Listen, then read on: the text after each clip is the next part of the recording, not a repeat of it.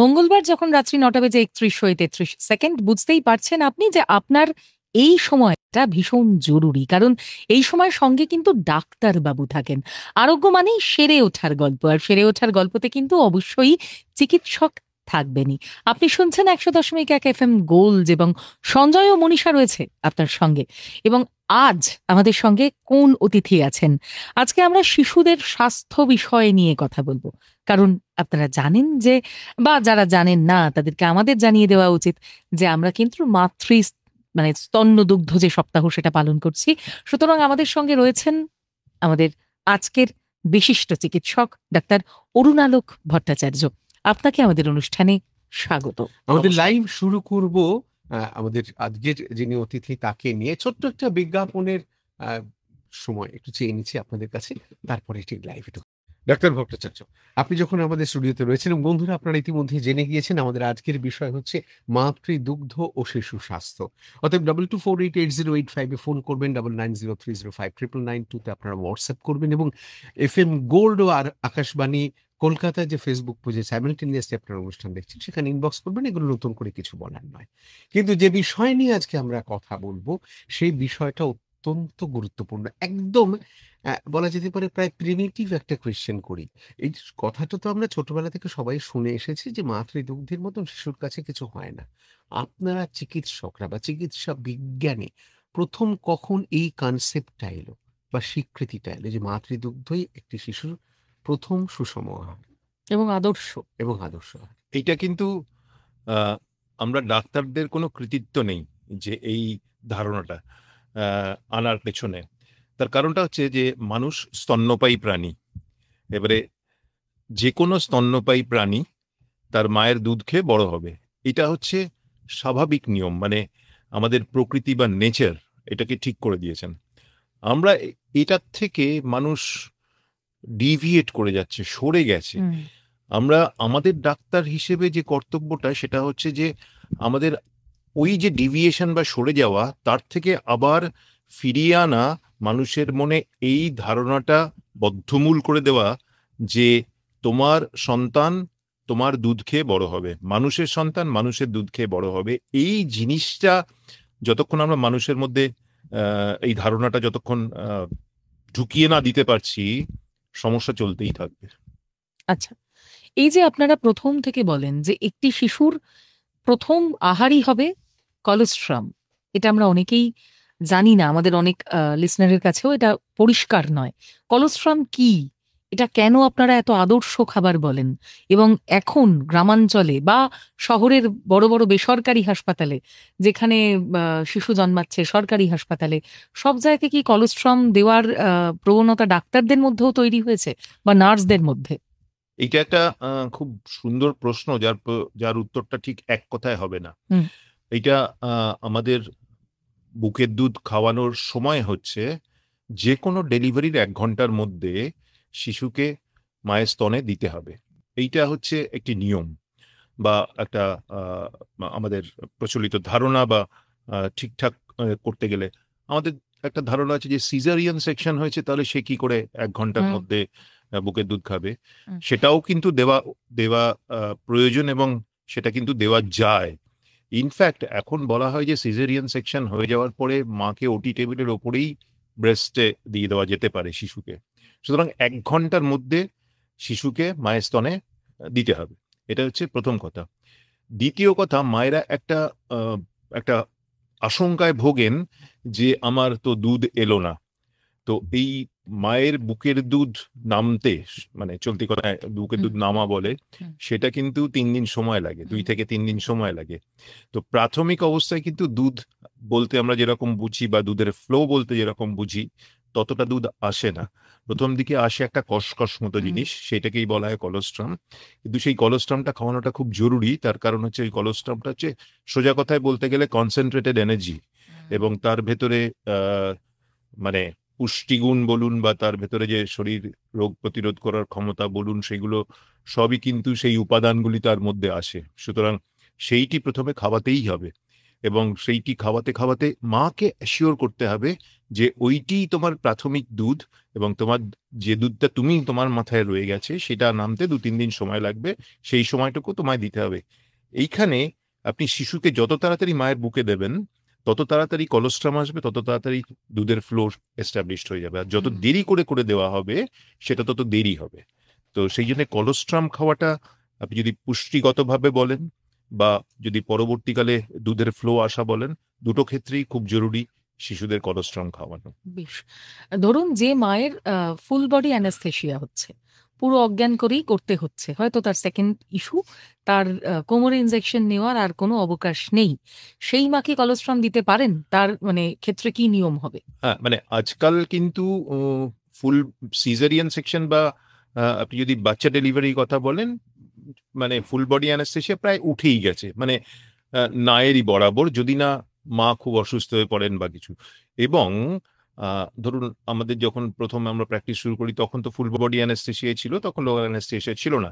কিন্তু সেইখান থেকে মায়ের জ্ঞান ফিরে আসতে খুব বেশি সময় কিন্তু লাগে না, 1-2 ঘন্টার মধ্যেই কিন্তু মায়ের জ্ঞান চলে আসে, ইভেন যদি বাচ্চাকে মায়ের যদি ফুল অ্যানাস্থেশিয়া হয়েও থাকে।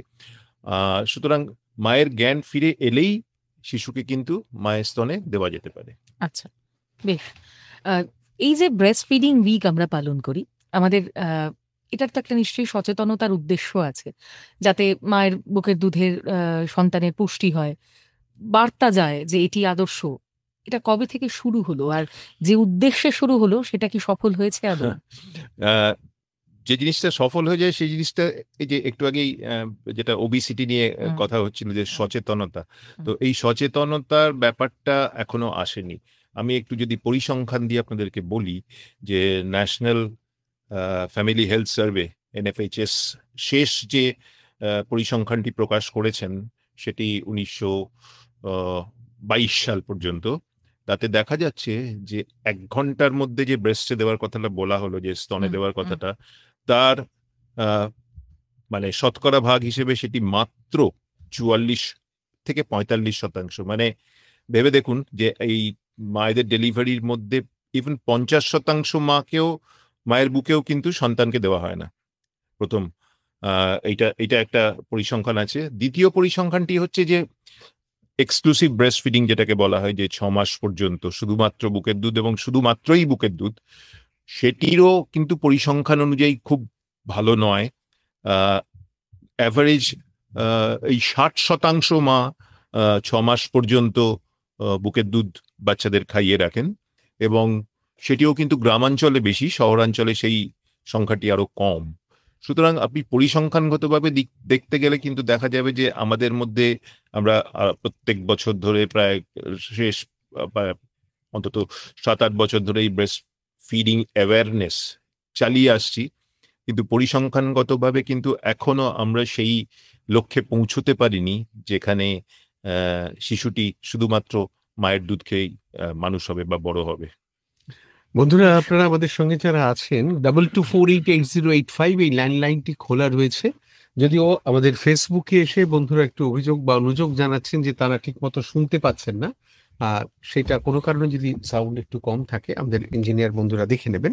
যেটা বলার কথা তা হলো এই যে 22488085 সরাসরি আপনি ফোন করতে পারেন, 9903059992 এই নাম্বারে হোয়াটসঅ্যাপ করতে পারেন, আর ফেসবুকে তো লাইভ দেখছেন সেখানেও আপনি ইনবক্স করতে পারেন।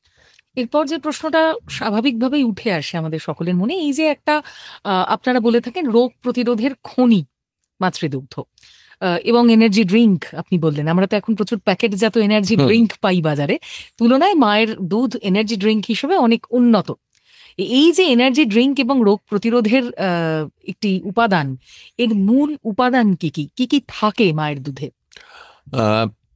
একটি শিশু বড় হয়ে ওঠার জন্য যে জিনিসগুলি দরকার, যেমন ধরুন আমরা যদি বলি যে ম্যাক্রোনিউট্রিয়েন্ট হিসেবে প্রোটিন, ফ্যাট এবং কার্বোহাইড্রেটের তার যে সঠিক পরিমাপ, আচ্ছা তাছাড়া মাইক্রোনিউট্রিয়েন্টস যেগুলো মানুষের, বিশেষ করে শিশুদের ইমিউনিটি ডেভেলপ করতে সাহায্য করে, রোগ প্রতিরোধ করার ক্ষমতা গড়ে তুলতে যে মাইক্রোনিউট্রিয়েন্টগুলোর দরকার হয় সেগুলোর সঠিক এবং যে পরিমাপে থাকার দরকার সেটি আছে। এবং আরেকটি মজার ব্যাপার এক্ষেত্রে বলা যেতে পারে, আমি একটি উদাহরণ দিতে পারি, যে আয়রন তো একটা খুব, আপনারা সকলেই জানেন যে আয়রন মানুষের শরীরে গড়ে তোলার জন্য এই উপাদানটি খুব জরুরি। মানে যদি দেখা যায় যে হয়তো মায়ের দুধে আয়রনের পরিমাণ গরুর দুধের চাইতে কম, তাহলে কি গরুর দুধ ভালো? কিন্তু সেই আয়রনটা এমন একটা ফর্মে আছে যেটা ওই শিশুদের তখন অন্ত্র তো খুব মানে ডেভেলপ করছে, তো সেই অন্ত্র সেই আয়রনটাকে অ্যাবজর্ব করতে পারে না, গরুর দুধের আয়রনটাকে অ্যাবজর্ব করতে পারে না। সুতরাং এফেক্টিভলি কতটা আয়রন শরীরের মধ্যে ঢুকছে, খাওয়ার পরে সেটা কতটা অ্যাবজর্বড হচ্ছে, সেইটাই আসল ব্যাপার। তো সেইটা কিন্তু মায়ের দুধে যে পরিমাণে বা যে ফর্মে আয়রনটা আছে সেটা কিন্তু খুব সুন্দরভাবে অ্যাবজর্ব হয় এবং শরীরে সেটা যে প্রয়োজনে আয়রন যতটা প্রয়োজন ততটাই ঢোকে আর কি, বা অ্যাবজর্বড হয়। তো এই যে বিভিন্ন জিনিসগুলো যে পরিমাণে থাকছে, ঠিক পরিমাণে থাকছে এবং সেইটি শিশু শরীরে ঢুকছে, তার ব্রেন ডেভেলপমেন্ট বলুন, তার ইমিউনিটি ডেভেলপমেন্ট বলুন, তো সব ক্ষেত্রেই দেখা যাচ্ছে যে ব্রেস্ট মিল্কই হচ্ছে আদর্শ। এবং বলা যেতে পারে যে প্রায় 100 বছর ধরে কিন্তু এই বাইরের দুধ বা গরুর দুধকে চেষ্টা করা হচ্ছে একটি মায়ের দুধের সাবস্টিটিউট হিসেবে গড়ে তোলার। সেই কিন্তু এখনো পর্যন্ত প্রতিনিয়ত একটি করে পয়েন্ট উঠে আসে এবং দেখা যায় যে কোনো দুধ মায়ের দুধের সমকক্ষ হয়ে উঠতে পারেনি।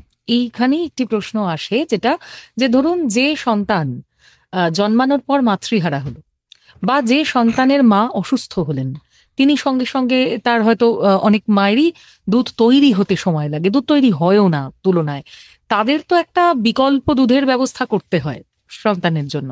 সেখানে মায়ের দুধের বিকল্প কোন দুধটি হতে পারে?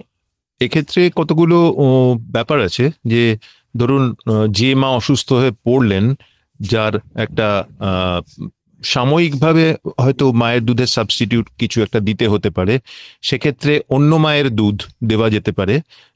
অন্য যে মায়ের দুধ আছে সেই মায়ের দুধ তাকে দেওয়া যেতে পারে। সেই প্র্যাকটিসটাই কমনলি করা হয়, যে ও হাসপাতালে যদি থাকেন বা যদি কাছাকাছি কোনো এমন মা থাকেন যিনি দুধ খাওয়াতে পারবেন, তো সেই মায়ের দুধ দেওয়া হয়। এটা প্রথম। দ্বিতীয় কথা হচ্ছে যে এই যদি নিতান্তই মানে মায়ের দুধও না পাওয়া যায়, তাহলে একটা ব্রেস্ট মিল্ক ব্যাংক, সেই ধারণাটা আমাদের দেশে এখনো সেরকম ভাবে গড়ে ওঠেনি। ব্রেস্ট মিল্ক ব্যাংক হচ্ছে দ্বিতীয় অপশন। এবং সর্বশেষ অপশন, যদি কিছুতেই কিছু মানে মায়ের দুধ না পাওয়া যায় বা অন্য মায়েরও দুধ না পাওয়া যায়, সেক্ষেত্রে আমাদের অবশ্য করেই বাইরের দুধের উপরে ভরসা করতে হয়, যেগুলি বেশিরভাগই গরুর দুধ থেকে তৈরি হয়। এই যে গরুর দুধ থেকে তৈরি হওয়া দুধের উপর ভরসা করার কথা আপনি বলছেন, কিন্তু গরুর দুধ কোনোভাবেই মায়ের দুধের সমকক্ষ হিসেবে দেখি না। কিন্তু ধরুন এই গরুর দুধে, এখন তো গরুর দুধে প্রচুর বাইরের ইনজেকশনস, প্রচুর গরুকে বেশি দুধ উৎপাদন করার জন্য নানা রকম স্টেরয়েডস দেওয়া হচ্ছে, শিশুর জন্য তো সেটা ক্ষতিকারকও। সেইখানে কি প্যাকেটজাত দুধ বেটার? না, গরুর দুধ কোনো অবস্থাতেই মানুষের জন্য কোনো অবস্থাতেই বেটার বলে হতে পারে না। আমরা যদি নাচার হয়ে যাই, যেখানে কোনো দুধ পাওয়া যাচ্ছে না, সেই ক্ষেত্রে আমরা গরুর দুধ ব্যবহার করতে পারি। কিন্তু সম্ভব যদি হয়, তাহলে নিঃসন্দেহে গরুর দুধ অ্যাভয়েড করাই ভালো প্রথম 6 মাস। প্রথম। দ্বিতীয়ত হচ্ছে যে গরুর দুধ ঠিক মানুষের জন্য কিন্তু সুটেবল নয়। সুতরাং এক্ষেত্রে আমরা গরুর দুধটাকে অ্যাভয়েড করতে পারলেই ভালো হয়। সেখানে মানে ইনজেকশন দেওয়া হোক বা না হোক, আপনি যেটা বলতে চাইছেন বোধহয় যে প্যাকেটের দুধ পাস্তুরাইজ করা থাকে, সেটা নিঃসন্দেহে এমনি গরুর দুধের চাইতে, আমি কিন্তু এই যে দুধের কথা বলছি সেগুলো টিনজাত দুধ বা প্যাকেটের দুধের কথা বলছি, সেটা 2 বছর বয়স হয়ে গেলে তখন দেওয়া যেতে পারে।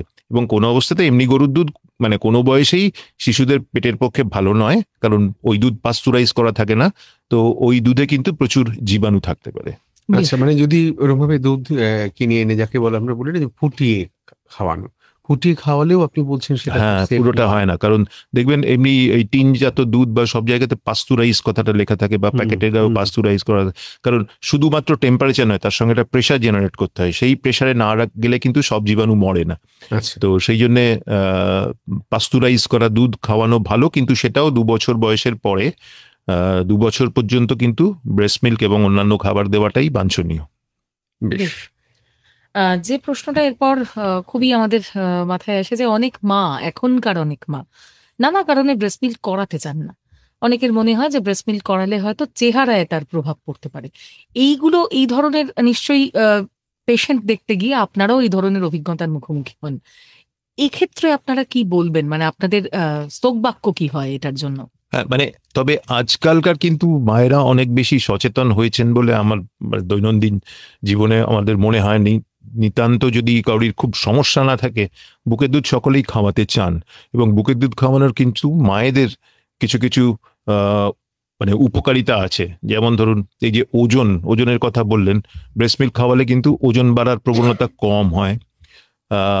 যে জরায়ুতে শিশুটি এতদিন ছিল, সেই জরায়ু তাড়াতাড়ি শুকিয়ে আসে, এবং ভবিষ্যতে কিছু ক্যান্সার আটকানোর জন্যও কিন্তু বুকের দুধ খাওয়ানোটা খুব জরুরি। সুতরাং শুধুমাত্র যে শিশুর উপকার হচ্ছে তা নয়, পরোক্ষভাবে কিন্তু মায়েদেরও শরীর এবং স্বাস্থ্য ভালোই হবে যদি তারা বুকের দুধ খাওয়াতে পারেন। এবং সেটা কি আপনার অভিজ্ঞতায় কি যে আজকের মায়েরা, যারা এই প্রজন্মে যারা মায়েরা, তারা এই ব্যাপারটাতে তুলনায় বেশি সচেতন? আমার তো তাই মনে হয়।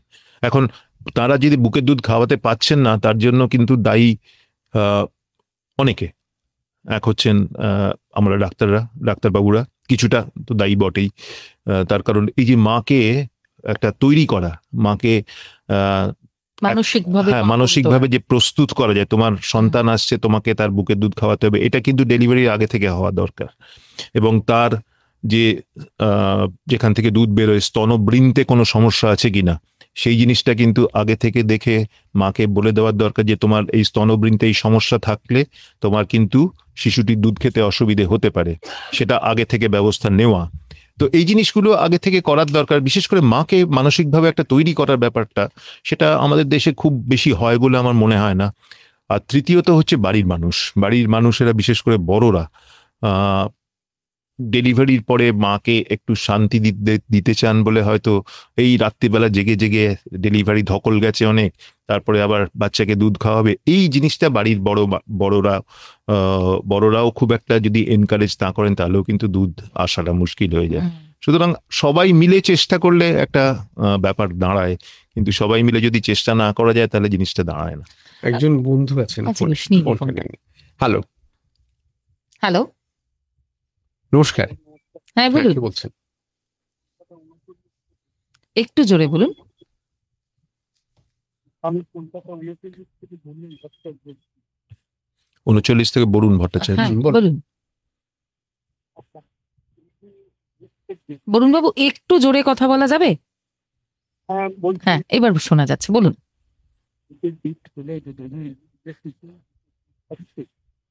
কিছু বোঝা যাচ্ছে না, আরেকবার বলুন।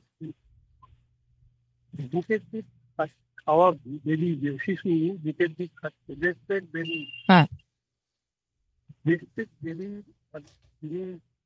যে বাচ্চা বুকের দিক পেলো না, তাদের বৃদ্ধির ক্ষেত্রে প্রভাব আছে। বেশ খুব ভালো প্রশ্ন, খুব ভালো, শুনতে থাকুন।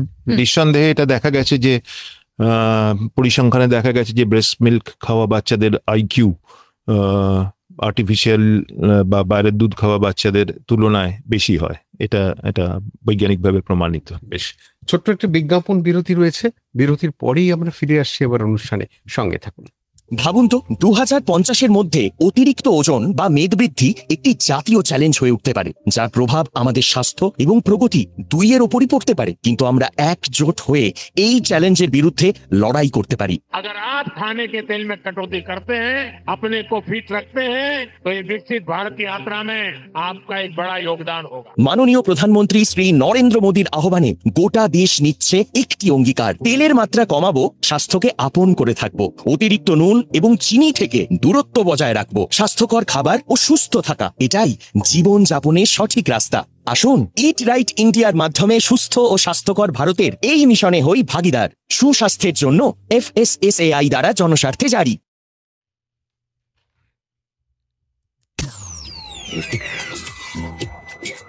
গানে কথায় গোল্ডেন সময়। আপনি শুনছেন 100.1 FM gold. 100.1 FM gold. FM gold.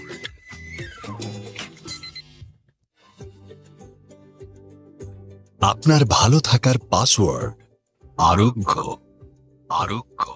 শুনছেন 100.1 FM গোল্ডে আরোগ্য। আরোগ্য।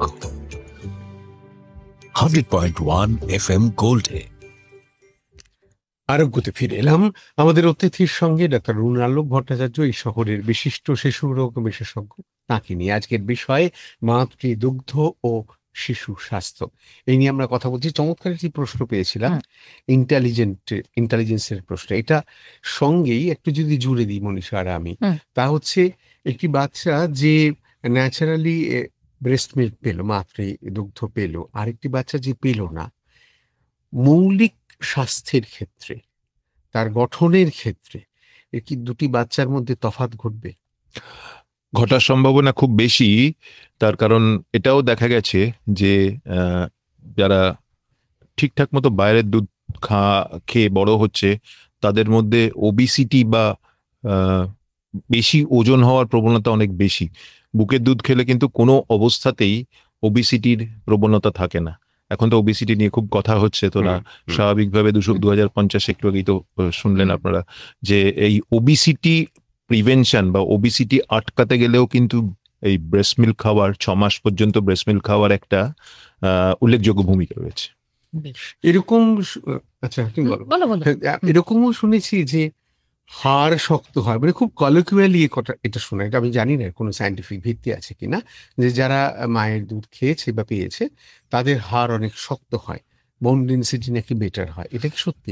এটাও যেরকম সত্যি, সেরকম আরো কিছু কিছু রোগ আছে, যেমন ডায়াবেটিস এবং অ্যালার্জি জনিত রোগ। এইগুলোও কিন্তু যারা বাইরের দুধ খাচ্ছেন বা টিনজাত দুধ খাচ্ছেন, তাদের সেই সব শিশুদের মধ্যে হওয়ার প্রবণতা অনেক বেশি থাকে। বন্ধু আছেন ফোনে। হ্যালো হ্যালো, কে আছেন? হ্যালো হ্যালো, না, আপনি বোধহয় যেখান থেকে ফোন করছেন টাওয়ারটা ঠিক নেই। কাইন্ডলি যদি আসেন, বা আপনি যদি মনে করেন আপনি হোয়াটসঅ্যাপে কিংবা আমাদের ফেসবুকে এসে প্রশ্নটা রাখতে পারেন। আমার একটা প্রশ্ন, যেটা আপনি একটু আগেই এই প্রশ্নের একটা ধর্তাই দিয়েই গেছেন, সেটা হলো যে আপনি বলছিলেন যে আমরা ডাক্তাররাও কিছুটা দায়ী। তো একজন ডাক্তারবাবুকে যখন সঙ্গে পেয়েছি, সেই দিকটা আলোকপাত করবো না হয় না। বহু ক্ষেত্রে দেখা গেছে যে যখনই প্রাইভেট চেম্বারে পেশেন্ট দেখেছেন কোনো ডাক্তার, সদ্যজাত শিশু এবং তার মাকে, সদ্য মা হয়েছেন, প্রথমেই প্রেসক্রিপশনের প্রথমেই দুটো প্যাকেটজাত দুধের নাম তিনি লিখেই দেন। এটা কিন্তু আপনিও জানেন খুব বাস্তব, এবং আমরাও জানি খুব বাস্তব। এই প্রবণতা পশ্চিমবঙ্গের ডাক্তারদের কেন বেশি? এটা ঠিক মানে এইটা হয়তো সহমত হওয়া গেল না যে প্রেসক্রিপশনে প্রথমেই লিখে দেওয়া হয়। যেটা গলতটা শুরু হয় একদম গোড়ায়। ধরুন একটি ডেলিভারি হলো, এবং ডেলিভারির পরে সেই শিশুটি 1 ঘন্টার মধ্যে মাতৃস্তনে তাকে ল্যাচ করানো হলো কি হলো না, এবং সেটা দাঁড়িয়ে থেকে দেখে যে মাতৃস্তনে সেটাকে ল্যাচ করানো হচ্ছে। তার কারণ ডাক্তারবাবু ব্যস্ত, ন্যাচারালি ডেলিভারি হওয়ার পরে সে সব জায়গাতেই হওয়ার পরে তো তিনি থাকবেন না সেদিন, তো সেখানে 24 ঘন্টায় থেকে যাবেন না। কিছুটা দায়িত্ব বর্তায় প্যারামেডিক্যাল স্টাফ যারা আছেন তাদের উপরে। তারা যদি ঠিকঠাক মতো সেটা না করেন, এবং ডাক্তারবাবুর দায়িত্ব হচ্ছে দাঁড়িয়ে থেকে সেই জিনিসটা দেখা যে সত্যি সত্যি হলো কিনা, ব্যাপারটা যে ব্রেস্ট মিল্কে ঠিকঠাক মতো বাচ্চাটি ধরতে পারছে কিনা। কারণ পুরো জিনিসটাই না একটা কমফর্ট জোনের ওপরে। মা একটা কমফোর্টেবল পশ্চারে থাকবেন, তারপরে শিশুটিকে ঠিক মতো ধরতে পারবেন এবং ল্যাচ করাবেন। তো এই জিনিসটা যদি পুরোটা না ঘটে, তাহলে কিন্তু ওই প্রথম 2-3 দিনের মধ্যে খুব বিস্তর গন্ডগোল হয়ে যায়।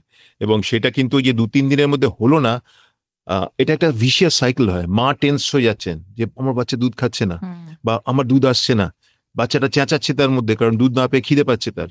এদিকে মায়ের মাথায় ঢুকে গেছে যে ব্রেস্ট মিল্কই খাওয়াতে হবে। এই পুরো জিনিসটা না একটা ভয়ানক পরিণতি হয়। এবং এই 3 দিনের মধ্যে জিনিসটা যদি খুব একটা সুদিং অ্যাটমসফিয়ারে জিনিসটাকে না ঘটানো যায়, তাহলে কিন্তু গন্ডগোল হয়ে যায়। কারণ তারপরেই মা তো বাড়ি চলে যাবেন। ঠিক।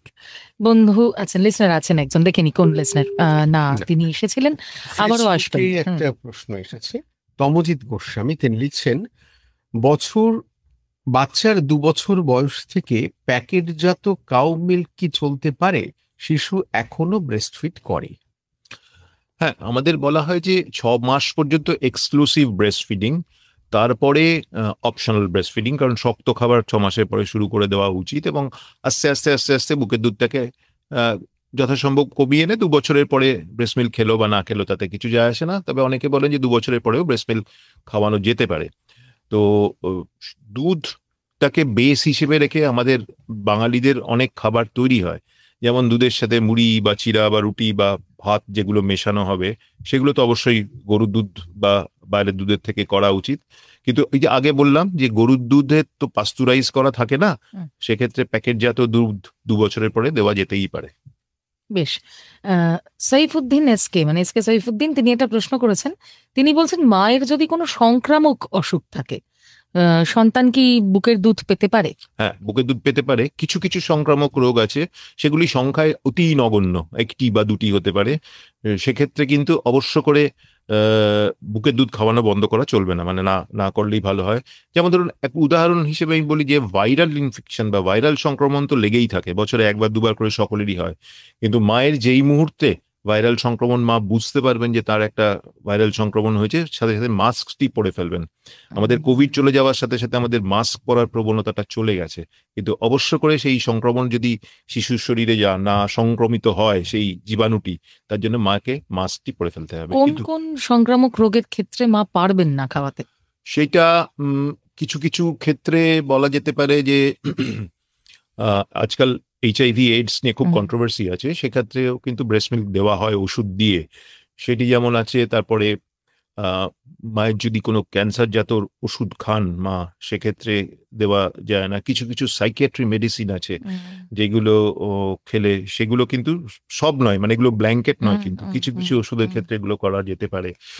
বা ওপেন টিউবারকুলোসিস, মায়ের টিউবারকুলোসিস, ওপেন টিউবারকুলোসিস মানে খুব ছড়ানো হতে পারে, সেই ক্ষেত্রে একটু অ্যাভয়েড করা, ইত্যাদি ইত্যাদি, কয়েকটি আর কি। জেনারেলি পক্স, মাম্পস এসব না, এগুলো আপনি যে কটা বললেন, মায়ের তো হাম এই বয়সে গিয়ে খুব কম। পক্স একটা পসিবিলিটি, কিন্তু পক্সটা মেইনলি ছড়ায় বাতাসে, মানে শ্বাস প্রশ্বাসের সাথে। সুতরাং আবার সেই মাস্ক পরার ব্যাপারটি চলে আসছে, বুকের দুধ বন্ধ হবে না।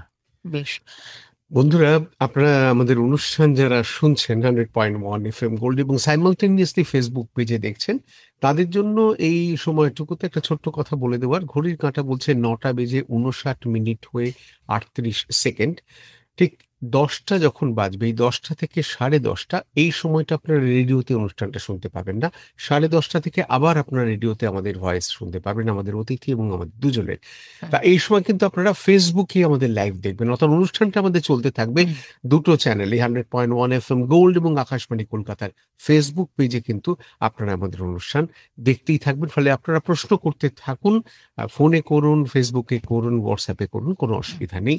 আমরা রয়েছি লাইভ আপনাদের সঙ্গে। আপনার ভালো থাকার পাসওয়ার্ড আরোগ্য। শুনছেন 100.1 FM গোল্ডে আরোগ্য। 100.1 FM গোল্ডে। ফোনে একজন বন্ধু আছেন। হ্যালো হ্যালো হ্যালো হয়তো সংযোগটা আমার একটা প্রশ্ন এই আপনার আগের আলোচনা থেকে বারবার উঠে আসছিল যে এই যে ভারতবর্ষের বুকে এত টিনজাত দুধের ব্যবসা, এটা কি একটু ধনী বাবা মায়েদের জন্যই এই ব্যবসা বাড়ছে? মানে আমরা দেখেছি যে মানে ধরুন যারা খুব নিম্নবিত্ত পরিবারের সন্তান বা যারা ধরুন একেবারেই বিলো পভার্টি লেভেলে বিলং করছে, তারা কিন্তু বুকের দুধ খাওয়ানোতে অনেক বেশি সক্রিয় এবং অনেক বেশি অগ্রণী ভূমিকা পালন করে আমাদের তথাকথিত এলিট ক্লাস বাবা মায়েদের থেকে। মানে এটা কি ঠিক শিক্ষার বা অশিক্ষার ব্যাপার নয়? এখানে কি কোথাও একটা ওই আমার বাচ্চা মানে একটু দামি দুধ খাচ্ছে, এই মানসিকতা থেকে এই প্রবণতাটা যে কারণে আপনারা তৈরি করতে পারছেন না, যে ব্রেস্ট ফিডিং একটা ব্যাংক যেটা তৈরি করতে চাইছেন, এটা কি একজন মানে নাগরিক হিসেবেও আপনার মনে হয়? প্রশ্নটি খুব সুন্দর প্রশ্ন, এবং এই আপনার প্রশ্নের মান্যতা দেয় যে স্ট্যাটিস্টিক্সটি আমি বললাম, যে ন্যাশনাল ফ্যামিলি হেলথ সার্ভে যে লাস্ট পরিসংখ্যানটি প্রকাশ করেছে, সেখানেও দেখা গেছে যে গ্রামের মায়েরা এক্সক্লুসিভ ব্রেস্ট ফিডিং 6 মাস পর্যন্ত বেশি করান শহরাঞ্চলের চাইতে। কিন্তু সেইটা আপনি যে কারণটি বললেন যে আমার শিশুকে বেশি দামি দুধ খাইয়ে বড় হব, তার চাইতেও জরুরি হচ্ছে আমার ধারণা যে শহরাঞ্চলে মায়েরা কাজে বেরোন বেশি, বা চাকরির রতা তারা অনেক বেশি। তো কোনো কোনো চাকরির ক্ষেত্রে কিন্তু এখনো ওই 3-4 মাসের পরেই তাকে জয়েন করে যেতে হয়। সেক্ষেত্রে কিন্তু মা চাইলেও বুকের দুধটা হয়তো খাওয়াতে পারেন না, কারণ তার ডিউটি আওয়ার্স এর উপর ডিপেন্ড করে। যদিও আমরা আজকাল বলি যে এক্সপ্রেসড ব্রেস্ট মিল্ক, বুকের দুধ গেলে রেখে যাওয়া, পাম্প করে রেখে যাওয়া। হ্যাঁ, কিন্তু তাতে হয়তো বাচ্চাটি যতক্ষণ মা থাকে না তাতে হয়তো পুরোটা তুষ্টি হয় না বা পেট ভরে না। সেক্ষেত্রে কিন্তু বাধ্য হয়েই কিছুটা শহরাঞ্চলের মায়েদের টিনজাত দুধের ওপরে কিছুটা ভরসা করতে হয় বা ডিপেন্ড করতে হয়। অন্নমিত্রা সেন অলি ফেসবুকে প্রশ্ন করেছেন, আমার মেয়ের বয়স 18 মাস, ব্রেস্ট মিল্ক ছাড়াও পেঁপে কি রোজ খাওয়াতে পারবো? হ্যাঁ, মানে শুধু পেঁপে নয়, মানে যে কোনো শক্ত খাবার, সেটা ওই একটা পাল্পি ফর্মে বা একটু কাত করে সেটা খাওয়ানো যেতেই পারে বুকের দুধ ছাড়াও। সে যে কোনো শক্ত খাবারই খাওয়াতে হবে, অন্তত দিনে 3 বা 4 বার তাকে সব ভেজিটেবলসই খাওয়াতে হবে, পেঁপেও তার মধ্যে পড়বে। বেশ বেশ। এই যে ধরুন ব্রেস্ট মিল্ক ফিডিং উইক চলছে, যেখানে এই প্রশ্নগুলো আমাদের মাথায় বারবারই আসে যে যে বাচ্চা 6 মাস পর্যন্ত বুকের দুধ খাচ্ছে মায়ের, সেই বাচ্চাকে কি জল খাওয়ানোর আলাদা করে কোনো প্রয়োজন আছে, না বুকের দুধই তার জলের কাজ করে? হ্যাঁ, এটাও আবার খুব সুন্দর প্রশ্ন, যে অনেকেই জিজ্ঞেস করেন যে জল খাওয়াবো কিনা। দুধে, যেটা বুকের দুধই বলুন বা গরু দুধ বা টিনজাত দুধে কিন্তু শতকরা 70% জল থাকে। সুতরাং যে বাচ্চাটি বুকের দুধ খেয়ে বড় হচ্ছে তাকে আলাদা করে জল খাওয়ানোর দরকার নেই। এই যে আমাদের একটা টার্ম আছে এক্সক্লুসিভ ব্রেস্ট ফিডিং, এখানে শুধুমাত্র বুকের দুধ ছাড়া 2টি জিনিস খাওয়ানো যেতে পারে। একটি হচ্ছে ওআরএস তখনই খাওয়ানো যেতে পারে যদি বাচ্চাটি অসুস্থ হয় বা তার পেট খারাপ হয়, তখন একটা ওআরএস খাওয়ানো যেতে পারে বুকের দুধের সাথে সাথে। এবং ওষুধটাও তো সিরাপ ফর্মে দেওয়া হয়। শুধু এক্সক্লুসিভ ব্রেস্ট ফিডিং এ কিন্তু এই 2টি জিনিসের ছাড় আছে, একটি হচ্ছে ওআরএস, একটি হচ্ছে ওষুধ। আদারওয়াইজ কিন্তু এমনিতে জল খাওয়ানোর কোনো প্রয়োজন নেই। শেখর বাগচি আমাদের হোয়াটসঅ্যাপে একটা মেসেজ পাঠিয়েছেন, কিন্তু এই মেসেজটার মানে বৈজ্ঞানিক দিকটা বা আপনাদের দিকটা কিন্তু আপনিই বলবেন। আমার মা বৌমাদের দুধ সাগু 2 বেলা খাওয়াতো, যাতে প্রথমে হলুদ দুধ বাচ্চাকে খাওয়ানো হতো, পরে 1:4 অনুপাতে গরুর দুধে জল মিশিয়ে বাচ্চাকে খাওয়াতো। এই যে এটা কিন্তু একটা কনসেপ্ট, মানে উনি যেটা বলছেন নিজের ধারণাটাই বলছেন যে মা খাওয়াতেন বৌমাদের, মানে তার পরিবারে এটা করতো। এটা কি ঠিক?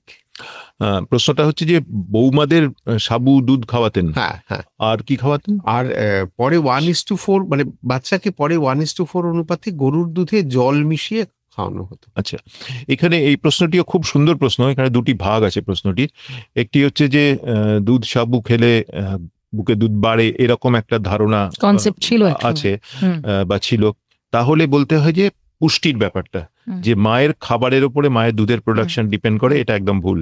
তাহলে বড় লোকের বাড়িতে বুকের দুধ ভেসে যেত, গরিব লোকের বাড়িতে কোনো দুধ হতো। সুতরাং দুধ সাবু এবং আবার সেই স্তন্যপায়ী জিনিস, আমরা যদি নেচারে ফিরে যাই, যে কোন স্তন্যপায়ী প্রাণী দুধ সাবু খায় যে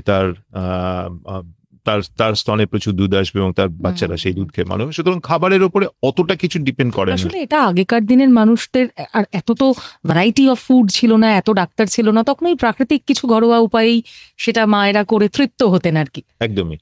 আর দ্বিতীয় যে ভাগটি আছে, যে গরুর দুধের 4 ভাগের 1 ভাগ জল, সেটি একদম বৈজ্ঞানিকভাবে অ্যাকসেপ্টেবল নয়।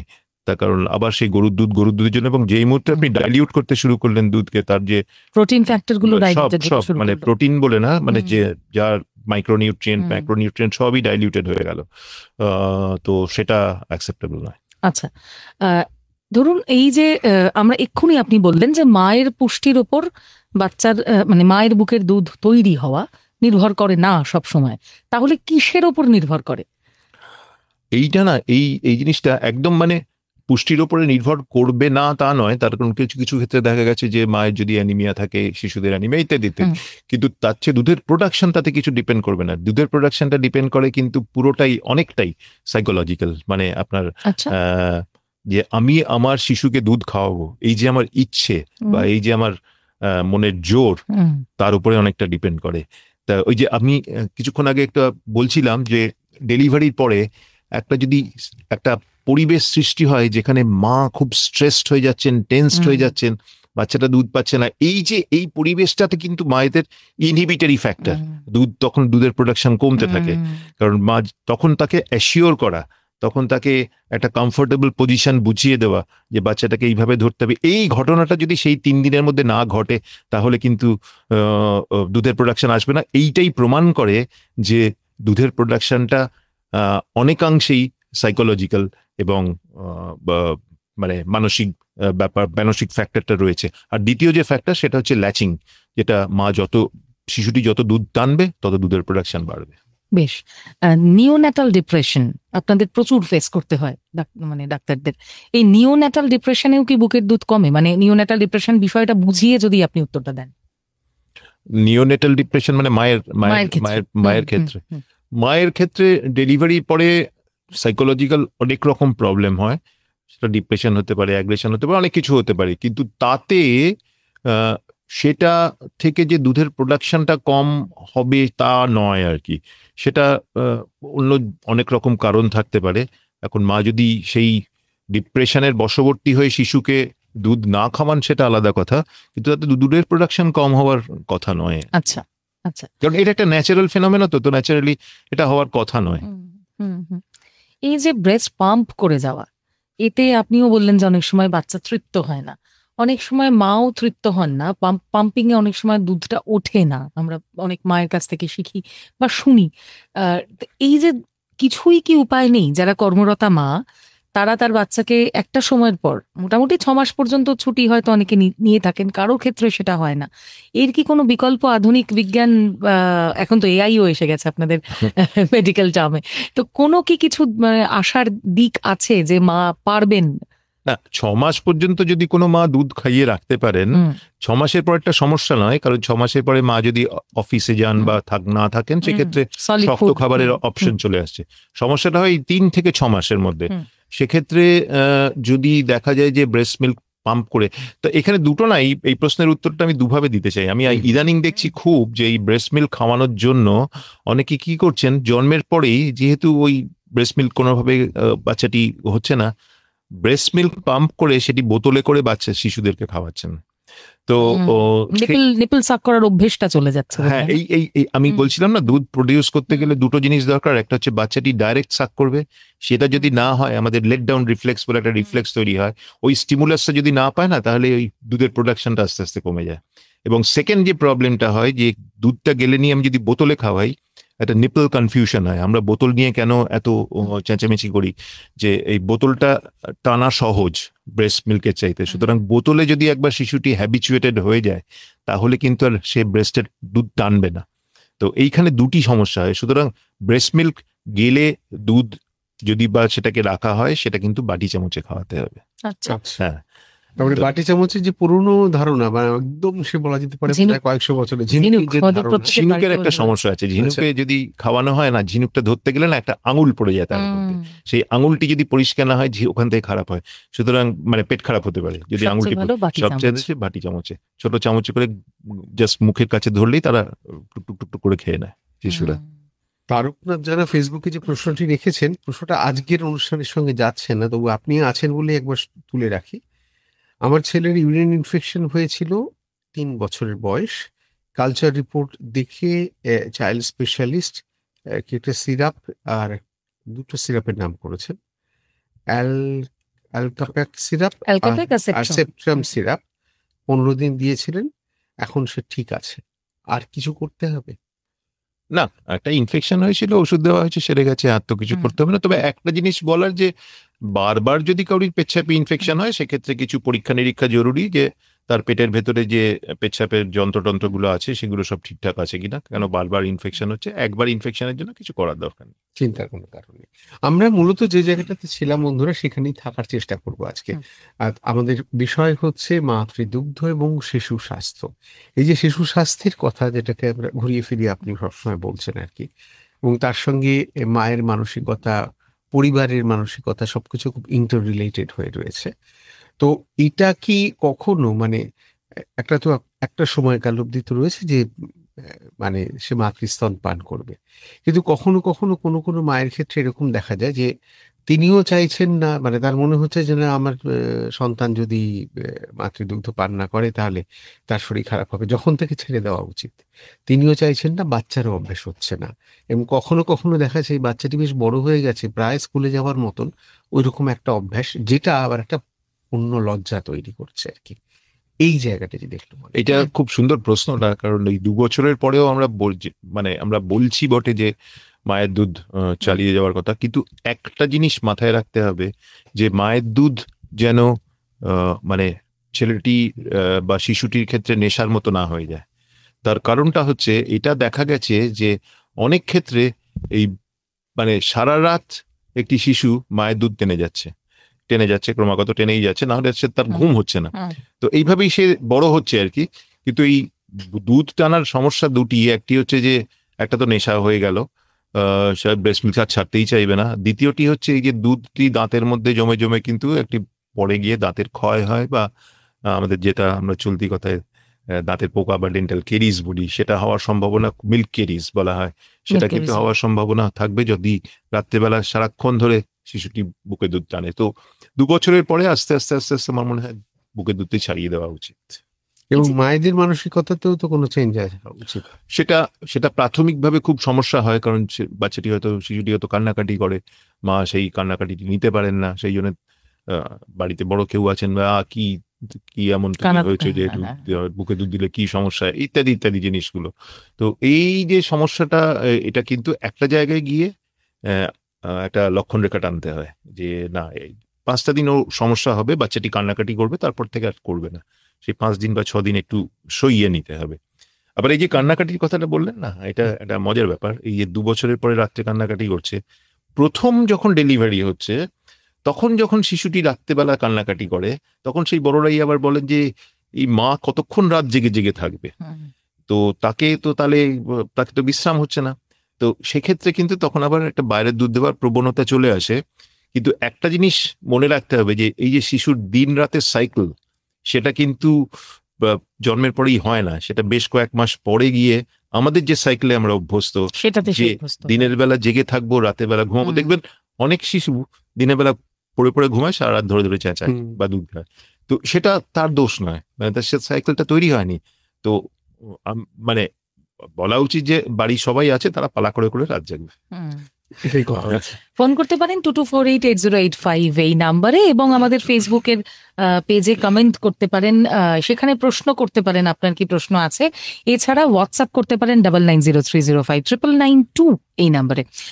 মৃন্ময় গুছাইত প্রশ্ন করেছেন, আমার মেয়ের বয়স 1 বছর 8 মাস, ওর নতুন দাঁত বেরিয়েছে, মায়ের দুধ খাচ্ছে। একটা কথা প্রচলিত আছে, দুধ বা দুগ্ধজাত কোনো খাবার খাওয়ার পর মুখ ধুয়ে নিতে হয়, না হলে দাঁতের সমস্যা হয়।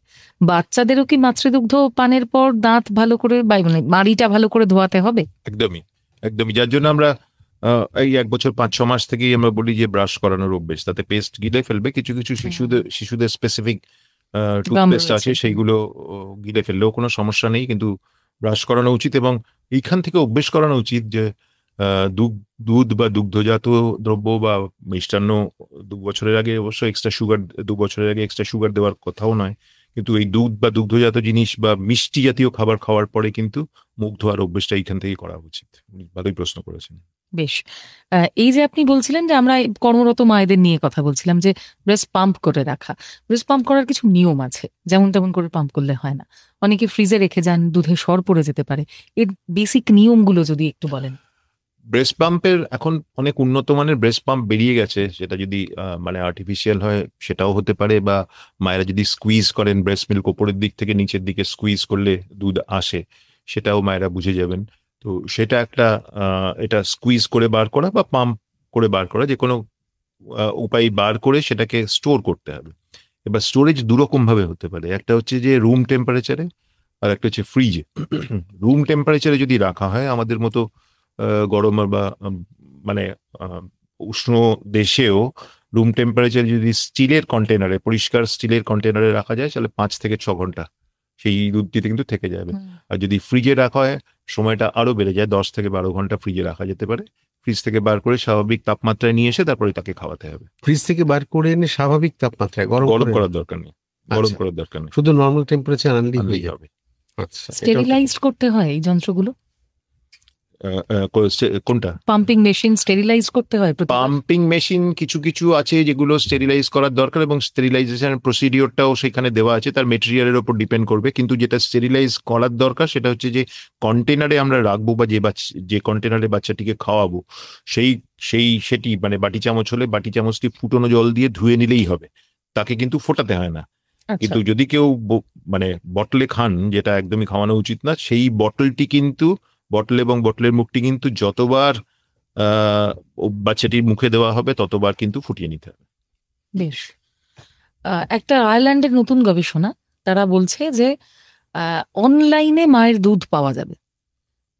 সেই দেশে যেহেতু কর্মরত মায়ের সংখ্যা বেশি, অনলাইনে মায়ের দুধ পাওয়া যাবে। আমাদের যে হারে বিজ্ঞান এগোচ্ছে, এই অনলাইন ব্যবসাও যেভাবে এগোচ্ছে, যে কোনো উন্নয়নশীল দেশে এই ব্যবস্থা খুব দ্রুত কার্যকর হবে, আমরা বলতেই পারি 5-10 বছরের মধ্যে কি তারও আগে হয়তো চলে আসবে।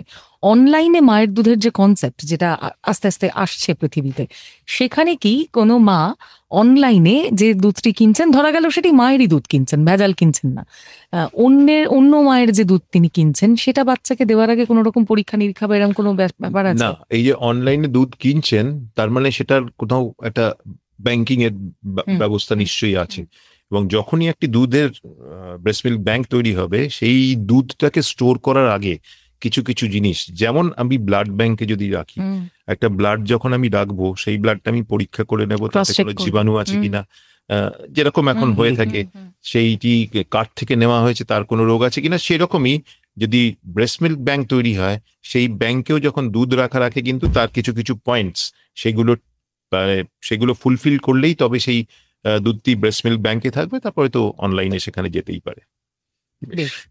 এবার এই যে আমরা বাচ্চার ক্ষেত্রে মাতৃদুগ্ধ থেকে তাকে যখন শিফট করাচ্ছি, এই শিফট করানোর সময় যেহেতু তার একটা অভ্যাস তৈরি হয়ে গিয়েছে, সেক্ষেত্রে শিফট করানোর সময় কি শরীর স্বাস্থ্যের উপর ডাইরেক্ট কোনো এফেক্ট পড়বে? শিফট করানোর সময় মানে আমি যখন শক্ত খাবার শুরু করতে চলেছি, একটা নতুন খাবার দিলে তার যে বাওয়েল হ্যাবিটস বা তার যে রোজ পটি করার যে একটা রুটিন ছিল, সেটা একটু চেঞ্জ হয়ে যেতে পারে। এই ক্ষেত্রে একটা আলোচনা একটু দরকার যে বুকের দুধ খেলে তার শিশুটির বাওয়েল হ্যাবিটস বা পায়খানার কিরকম হবে, এটা কিন্তু খুব ভ্যারি করে আর কি। যেমন ধরুন, একটি যদি শিশু বুকের দুধ খায়, সে দিনে 10 থেকে 12 বার অল্প অল্প অল্প অল্প করে পায়খানা করতে পারে, সেটা নর্মাল। আবার যদি অন্য এক্সট্রিমে যাওয়া যায়, সে 10 দিন বা 12 দিন পরে একবার পায়খানা করতে পারে, সেটিও কিন্তু নর্মাল। তো এই দুটি জিনিস কিন্তু মাকে বুঝতে হবে বা বাড়ির লোককে বোঝাতে হবে, সেটা ডাক্তারবাবুর দায়িত্ব। এই 10 থেকে 12 দিন পরে একবার পায়খানা করলেই কিন্তু বাড়ির লোকেদের মাথা খারাপ হয়ে যায় এবং পানের মোটা ইত্যাদি চলে আসে, যেটার কোনো দরকার নেই। কারণ নর্মালি 10 থেকে 12 দিন, ইভেন বই লেখা ছিল 15 দিন অব্দি পায়খানা নাও করতে পারে যদি ব্রেস্ট মিল্ক খায়। তো আবার 10 থেকে 12 দিন 12 বার করে পায়খানা করছে, তাহলে তো ডায়রিয়া হয়েছে। এবং অনেক বাচ্চাদের ক্ষেত্রে বোধহয় সেটাই নর্মাল, মানে সেটাও নর্মাল। হ্যাঁ, মানে দুটো দিনে 10 হতে 12 পারে আর কি, মানে মাকে তৈরি থাকতে হবে যে দুটো এক্সট্রিমই হতে পারে। কিন্তু যেটা ডেঞ্জারাস ব্যাপার হয় যে 10-12 বার পায়খানা করছে দেখে মা এত আতঙ্কিত হয়ে পড়েন, এবং বাড়ির লোক আতঙ্কিত হন, কিছু ডাক্তারবাবুরাও আতঙ্কিত হয়ে পড়েন এবং বুকের দুধ বন্ধ করে দেন। তো তার মতো আর মানে ব্লান্ডার বা ভুল আর কিছু নেই যে বুকের দুধ বন্ধ করে দিল, তার বেশিবার পায়খানা হচ্ছে বলে তার মানে এটা বোধহয় সবচাইতে ব্লান্ডার হয়। এটা একদম করা উচিত না, এটা তো নর্মাল, আস্তে আস্তে আস্তে আস্তে ঠিক হয়ে যায়। বেশ কিছু বাচ্চা আজকাল জন্ডিস নিয়ে জন্মায়, জন্মেই তাদের নিকুতে দিয়ে দেওয়া হয়। অনেক ক্ষেত্রে অন্য নার্সিংহোমে বা বেসরকারি হাসপাতালেও আমরা দেখেছি যেটা হয়, সরকারিতেও হয়।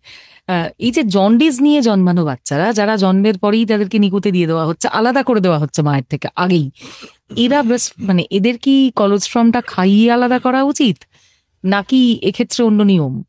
এইটা একটা কন্ট্রোভার্সি জায়গা।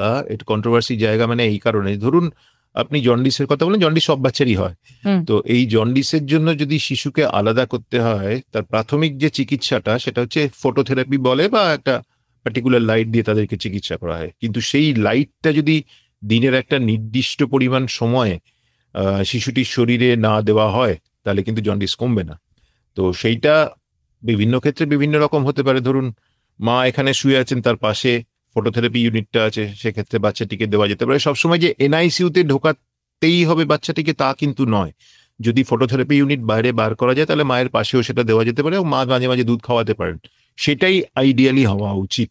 আচ্ছা, কিন্তু যদি এনআইসিউতে বাচ্চাটি অসুস্থ হয়ে ঢুকে পড়ে, ধরুন খুব প্রিম্যাচিওর বাচ্চা যাকে এনআইসিউতে রাখতে হবে বা যার সেপসিস হয়েছে, সেক্ষেত্রে মায়ের দুধ গেলে নেওয়া, অন্য মায়ের দুধ খাওয়ানো, না হলে টিনজাত দুধ।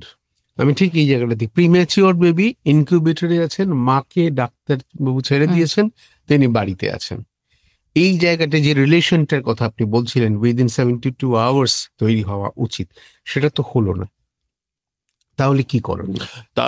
তাদের ক্ষেত্রেও আমরা বহু প্রিম্যাচিওর বাচ্চাদের দেখেছি। প্রিম্যাচিওর বাচ্চার দুধের রিকোয়ারমেন্ট তো খুব বেশি নয়। আমরা বহু প্রিম্যাচিওর বাচ্চাকে দেখেছি মায়ের দুধ দুবেলা 3 বেলা 4 বেলা করে বাড়ির লোকেরা গেলে এনে দেন, সেই দুধ খেয়ে কিন্তু বাচ্চা বড় হয়ে যায়।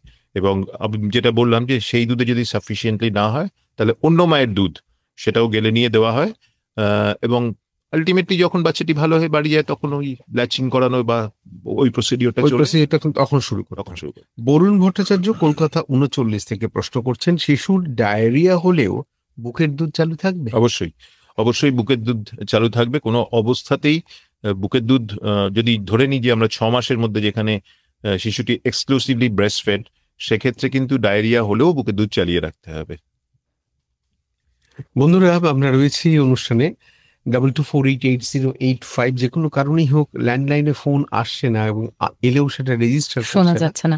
আপনারা অনেক বেশি পরিমাণে প্রশ্ন রাখতেই পারেন, আমাদের দুটো ফেসবুক পেজ থেকে একসঙ্গে লাইভ যাচ্ছে, আকাশবাণী কলকাতা এবং 100.1 FM গোল্ড। এছাড়া প্রশ্ন করতে পারেন 9903059992 এই নাম্বারে হোয়াটসঅ্যাপ করে। ব্রেস্ট ফিডিং উইক চলছে, আমরা জানি। এই যে আপনি প্রথমেই একটা বিষয় রেখেছিলেন, যেটা আমি আমাদের আবার যখন রেডিওতে সরাসরি সম্প্রচার হবে সে প্রশ্ন সরিয়ে রেখেছি বেশ কিছু, আমাদের কাছে আরো বেশ কিছু প্রশ্নমান রয়েছে আর কি, আপনাকে জর্জরিত করার মতন। এবং এই যে ব্রেস্ট ফিডিং উইকে আমরা যে ব্যাপারটাতে বারবার একটা এমফাসিস করছি, বাচ্চার বাড়ির লোকজন, বাচ্চার মা, তার সঙ্গে ডাক্তার, প্রত্যেকে তো মিলিত একটা প্রচেষ্টা এই ব্রেস্ট ফিডিং করাতে পারা। অনেক বাচ্চার ক্ষেত্রে সাক করার ক্ষমতা কম হয়, আপনিও বলেছেন সেটা। সেই ধরনের বাচ্চাদের ক্ষেত্রে আপনারা কি সাজেস্ট করেন? মায়ের কি স্পেসিফিক কিছু ভূমিকা থাকে সেখানে, মায়ের বা বাচ্চার পরিজনদের, নাকি সেখানে কিছু করার নেই, ব্রেস্ট ফিডিং সে করতে পারবে না? না, একটা মানে আপনি যেটা বলতে চাইছেন যে সাক করার ক্ষমতা কম, একটি মানে নর্মাল বাচ্চা যদি তার স্বাভাবিক ওজন নিয়ে জন্মায়, সেটা হওয়ার কথা নয়। যদি বাচ্চাটি অসুস্থ থাকে বা খুব প্রিম্যাচিওর হয়, সেক্ষেত্রে কিন্তু বাচ্চাটি সাক করার ক্ষমতাটি কম থাকে, প্রিম্যাচিওর বাচ্চাদের বিশেষ করে। তো এই প্রিম্যাচিওরিটি থেকে ম্যাচিওর যতক্ষণ না হচ্ছে, তাকে কিন্তু ওই আমরা অনেক সময়ই মুখে দুধ না দিয়ে আমরা টিউবের মাধ্যমে দুধ দিতে চাই, এবং সেই দুধটি কিন্তু মায়ের ব্রেস্ট মিল্ক, সেটা এক্সপ্রেস মিল্ক, আমরা টিউবের মাধ্যমে দিই যতক্ষণ না বাচ্চাটি সাক করতে পারছে। অ্যাট দ্য সেম টাইম আমরা যতক্ষণ টিউবে দিই তার সঙ্গে সঙ্গে মুখেও দেওয়ার চেষ্টা করি, দিয়ে আমরা বুঝতে চেষ্টা করি যে এবার বাচ্চাটা টানবে, এইবার দুধ টানার মতো হয়েছে। আপনি প্রথম থেকে একটা কথা বলছেন যে মায়ের পুষ্টির ওপর দুধ তৈরিটা ডিপেন্ড করে না, এটা খুব সাইকোলজিক্যালি। এইখানে কিন্তু একটা বেশ অবাক হওয়ার মতো বিষয়, মানে আমরা প্রচুর আর্টিকেল পড়ি পুষ্টি, কি কি খাবে কি কি খাবে না, বুকের দুধ বাড়াতে গেলে কি তার ডায়েটে থাকবে, তার ডায়েট প্ল্যান কি হবে, এগুলো কি পুরোটাই মানে গিমিক? না, এটা গিমিক ঠিক বলবো না, কিন্তু আমাদের এখন যা আর্থসামাজিক অবস্থা আমাদের দেশের, তাতে যা পুষ্টি হয় একটি মায়ের, সেটা গ্রামেরও হতে পারে, সেটা শহরাঞ্চলেরও হতে পারে, সেক্ষেত্রে কিন্তু সেই মানে খাবার দিয়ে বা সেই খাবারের পরিমাপ দিয়ে কিন্তু বুকের দুধ যে কমে যাবে বা বেড়ে যাবে সেটা নয়। মানে নেচার এরকম ভাবে তৈরি করেছেন। আবার সেই প্রশ্নটা যে ধরুন আমি এটা একটা উদাহরণ টারি, যে আমাকে অনেকে এসে বলেন ডাক্তারবাবু এমন একটা ভিটামিন দিন যাতে ছেলেটির বুদ্ধিটা খুলে যায়, তাহলে কিন্তু বড় লোকদের বাড়িতে বুদ্ধি বেশি হতো। ঠিক সেই রকম ভাবে যদি পুষ্টি রিলেটেড বুকের দুধ হতো আর কি, পুষ্টি বেয়ার মিনিমাম একটা পুষ্টির দরকার, সেটা তো অবশ্যই, ফলে সেটা আমাদের হাঁটাচলা করতে গেলে, দৈনন্দিন কাজ করতে গেলেই দরকার। কিন্তু যদি সেই বেসিক পুষ্টিটা মায়েরা পান, তাহলে কিন্তু ডেফিনেটলি দুধের সমস্যা হওয়ার কথা নয়। ফোনে আছেন এক বন্ধু।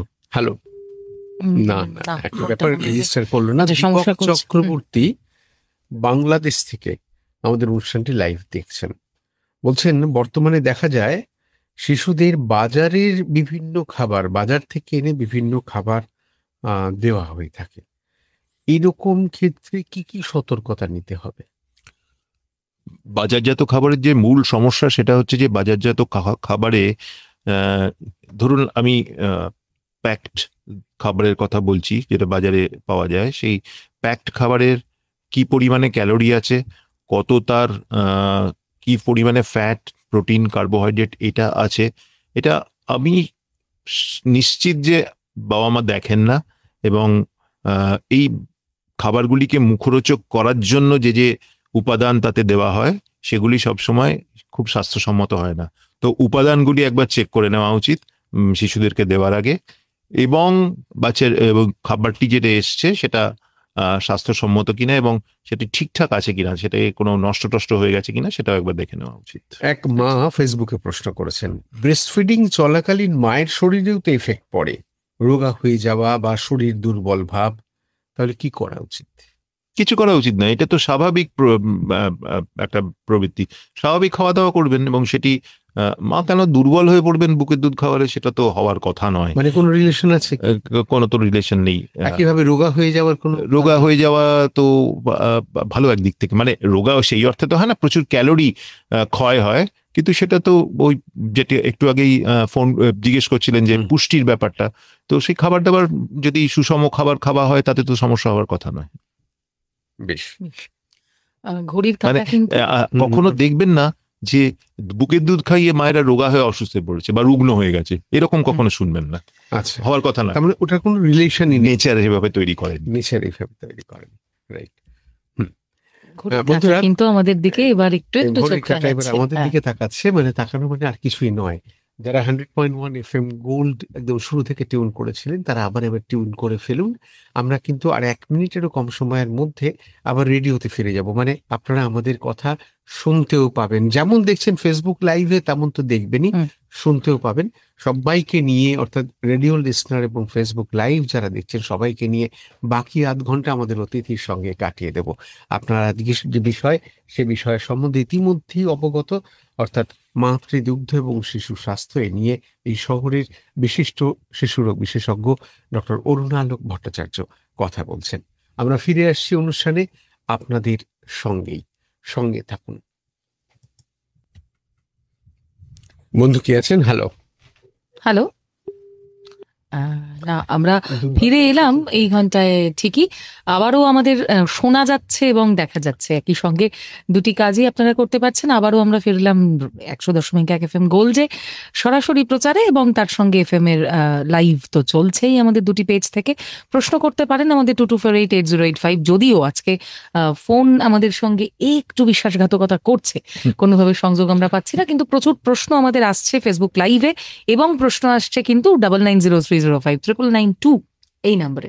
বৈশাখী ঘোষ ফেসবুকে প্রশ্ন করেছেন, আমার মেয়ের বয়স 2 মাস 12 দিন, ও শুরু থেকেই রোজ পটি করত, কিন্তু গত 2 সপ্তাহ ধরে 4-5 দিন বাদ দিয়ে পটি করছে। এই যে প্রশ্নটাতে আপনি এটা কি ছিলেন, স্বাভাবিক? এটা বুকের দুধ যদি খায় এটি স্বাভাবিক। আচ্ছা, তারপরে আমরা ধরে নিতে পারি যে সেটা খাচ্ছে না, এবং তাহলে এই ঘটনাটা ঘটতেই পারে। মা হিসেবে বৈশাখী দেবী চিন্তার কোনো কারণ নেই। বেশ, অন্য বন্ধুরাও যারা থাকছেন, আমরা হোয়াটসঅ্যাপে দেখি 9903059992 না এখনো পর্যন্ত নতুন কোনো প্রশ্ন আসেনি।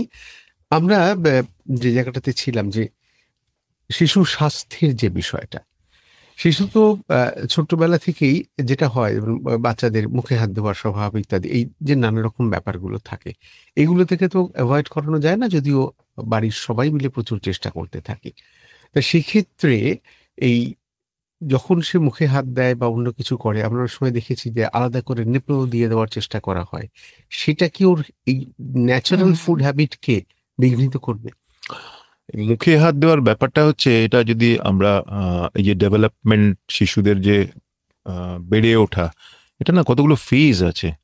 এই যে প্রথমেই শিশুটি কিন্তু আমরা যেমন চোখ দিয়ে বুঝতে পারি যে ত্রিমাত্রিক আমাদের যে অবস্থান, আমরা বুঝতে পারছি যে আচ্ছা না এটা একটা মোবাইল, এটা একটা জলের বোতল, এখানে আপনি বসে আছেন, শিশুরা কিন্তু সেটা বুঝতে পারে না।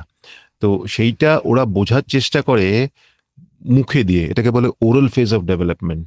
তো সব জিনিসটার জন্য কি হয়, মুখে দিয়ে দিয়ে তারা ব্যাপারটাকে আন্দাজ করার চেষ্টা করে। তো এইটা একটা মানসিক ইয়ের ব্যাপার আছে আর কি, যে ডেভেলপমেন্টাল ফেজ। তো যার জন্য আপনি যাই মুখে দিন, ও কিন্তু বাচ্চারা একটা স্বাভাবিক একটা বয়সে গিয়ে কিন্তু দেখবেন মুখে দিয়ে দেয়। আপনি খেলনা দিন, যা যা দেবেন, তো সেইটা যেমন ধরুন এটা কেমন মিস ইন্টারপ্রেট করে, যেমন 9 মাসের হয়তো বাচ্চা, তার খাবার খাচ্ছে না কিন্তু সে নাকি অন্যদের খাবার পেলেই হামলে পড়ে খাচ্ছে। আসলে খাচ্ছে না, সে সেই খাবারটা নিয়ে সে বোঝার চেষ্টা করছে যে এটা নতুন জিনিসটা কি। তো এইটা, এই ফেজ অফ ডেভেলপমেন্টটা নর্মাল, মুখে দেওয়াটা আপনি আটকাতে পারবেন না যতক্ষণ ওরাল ফেজ অফ ডেভেলপমেন্ট চলছে। কিন্তু যে জিনিসটা সে মুখে দেবে, ধরুন খেলনা যদি একটা মুখে দেয়, সেই জিনিসটা যেন পরিষ্কার পরিচ্ছন্ন থাকে, না হলেই কিন্তু একটা সংক্রমণের সম্ভাবনা দেখা দেবে। তো এই ফেজটা আস্তে আস্তে কমে যায় যখন সে বুঝতে পারে যে চোখ দিয়ে যখন ব্যাপারটাকে আন্দাজ করতে পারে, তখন আর ওরাল ফেজ অফ ডেভেলপমেন্টটা থাকে না।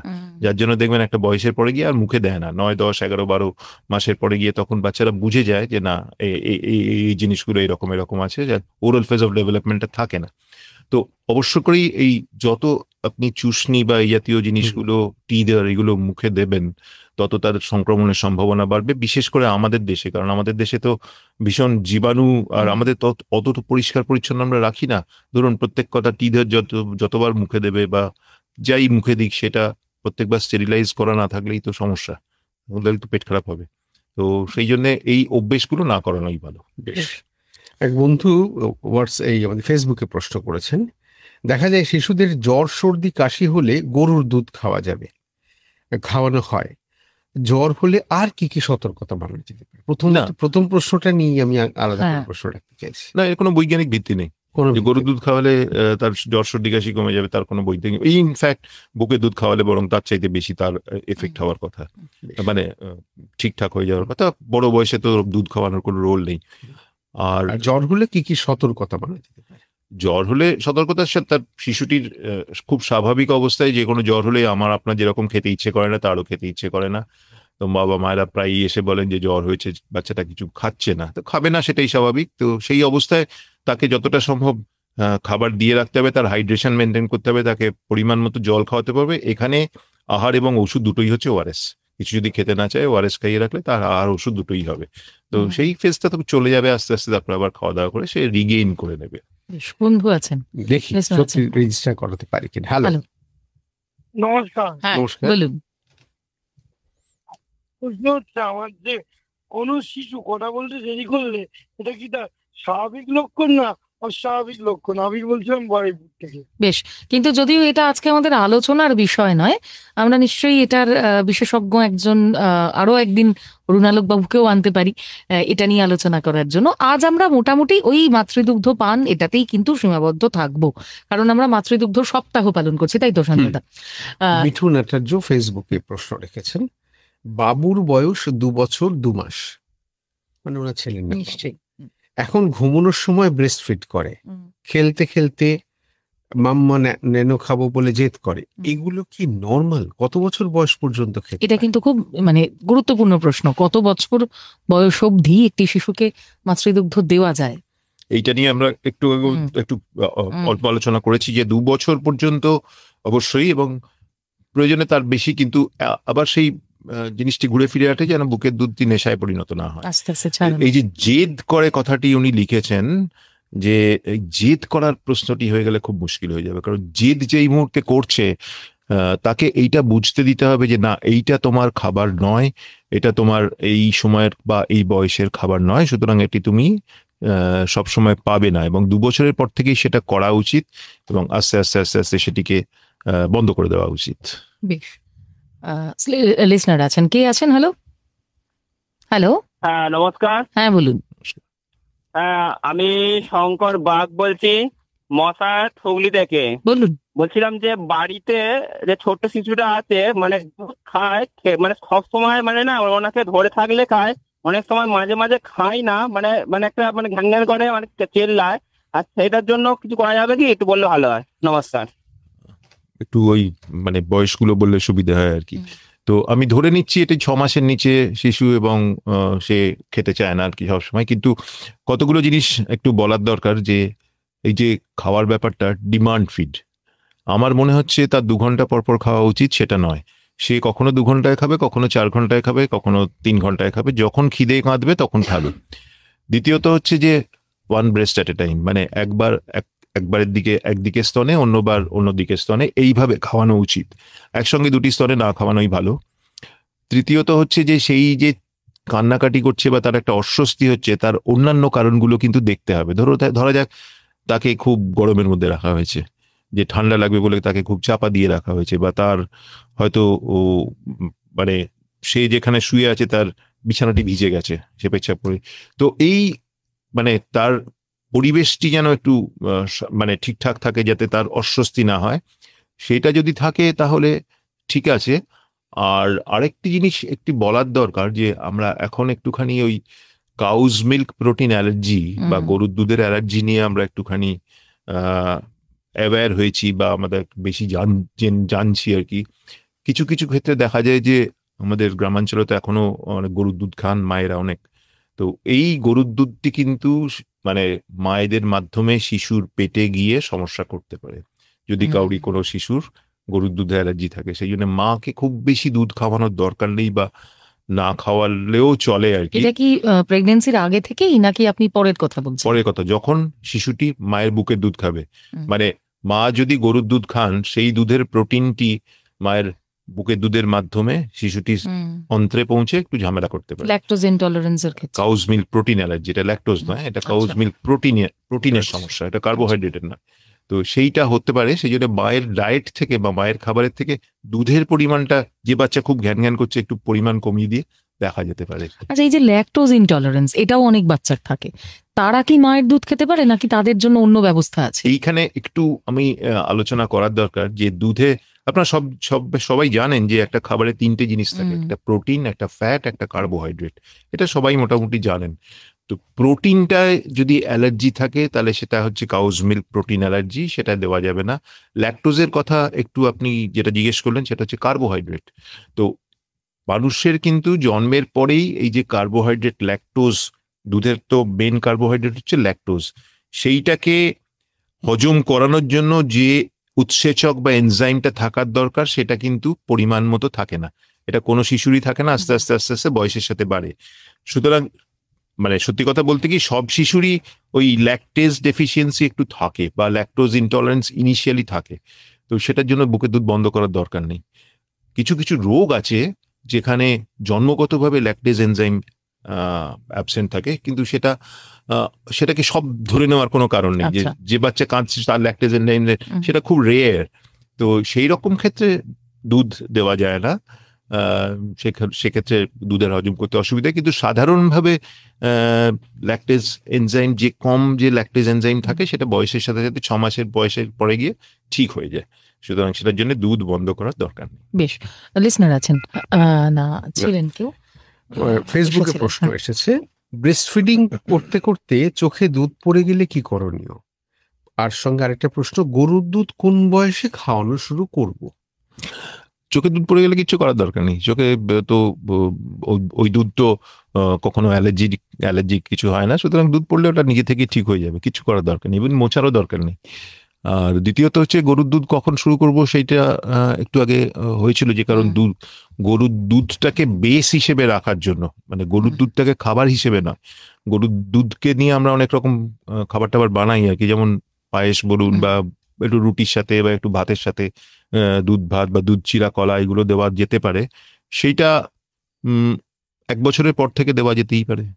আচ্ছা, এবার যে প্রশ্নটা আমরা বলছিলাম যে অনেকগুলো প্রশ্ন রেখে দিয়েছি, তার মধ্যে খুব গুরুত্বপূর্ণ একটা প্রশ্ন, আমার কাছে তো গুরুত্বপূর্ণ বটে, এই যে breast feeding bank, breast milk bank আপনারা তৈরি করতে চাইছেন, এটা পারছেন না কেন? অনেক বছর ধরে তো চেষ্টা চলছে। এটার অনেক টেকনিক্যাল ব্যাপার আছে, মানে এটা ওরকম বললেই তো হুট করে বানানো যায় না। মানে প্রধান বাধাগুলো কি কি পাচ্ছেন?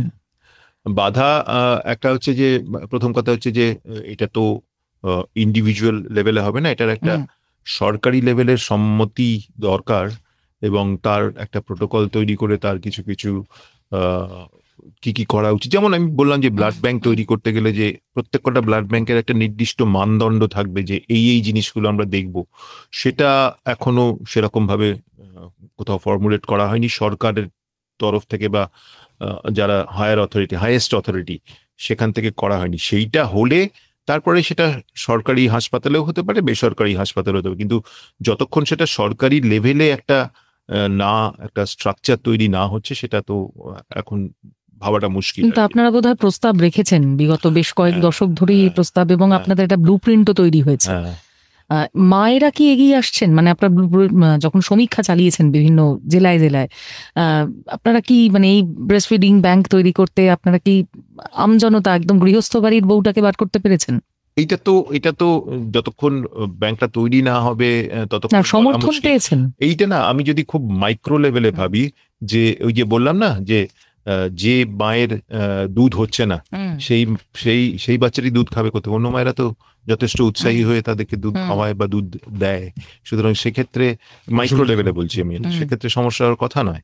আর অনেকেরই তো দুধ ভেসে যায় বা এরকম হয় যে এক্সট্রা দুধ থাকে, সেগুলো তো ব্যাংকে দেওয়াই যেতে পারে। বেশ, গরু আছেন ফোনে। হ্যালো হ্যালো হ্যালো, হ্যাঁ বলুন। হ্যাঁ আমি কথা বলছি গিয়াসউদ্দিন শেখ, মেরিগঞ্জ, ফুলতলি, সুন্দরবন থেকে। বলুন। আমার মেয়ের বয়স 3.5 মাস। তো ও যখনই দুধ খায় আর কি, মায়ের দুধ খায়, কিছুক্ষণের মধ্যে সেটা বমি করে দেয়, সম্পূর্ণ নয় কিছুটা। আমার কাছে ডাক্তারের কাছে আমার জিজ্ঞাসা বিষয়, এটা কি স্বাভাবিক জিনিস না এর জন্য কোনো চিকিৎসা? খুব ভালো প্রশ্ন করেছেন। এই প্রশ্নটি আমরা এখনো আলোচনা করিনি। এই যে প্রথম 6 মাস এই যে আমাদের অন্ত্রটা তৈরি হয়, এই যে দুধটা বমি করে দেয়, দুধ তোলা বলে, হ্যাঁ যেটাকে দুধ তোলা বলে, এই দুধ তোলার ব্যাপারটা কিন্তু যত ছোট হয় তত বেশি হয় এবং বয়সের সাথে সাথে এটা কমে আসে। এই দুধ তোলা বা রিগার্জিটেশন যেটাই বলা হোক, এটার কোনো চিকিৎসার দরকার নেই। এটা স্বাভাবিক একটা প্রক্রিয়া এবং দিনে যতবার দুধ খাবে ততবার দুধ তোলা এবং একবার দুবার বমিও করে দেওয়া, এটা কিন্তু স্বাভাবিক প্রক্রিয়া, এটা বয়সের সাথে সাথে কমে যায়। তাহলে এটার কি আদৌ চিকিৎসার দরকার আছে? কিছু কিছু ক্ষেত্রে যেটাকে ডিজিজ পর্যায়ে যখন চলে যায়, যেটাকে আমরা পরিভাষায় বলি গ্যাস্ট্রো ইসোফেজিয়াল রিফ্লাক্স ডিজিজ বা GERD, তখন তার চিকিৎসার দরকার। সেগুলোর লক্ষণ কি হবে?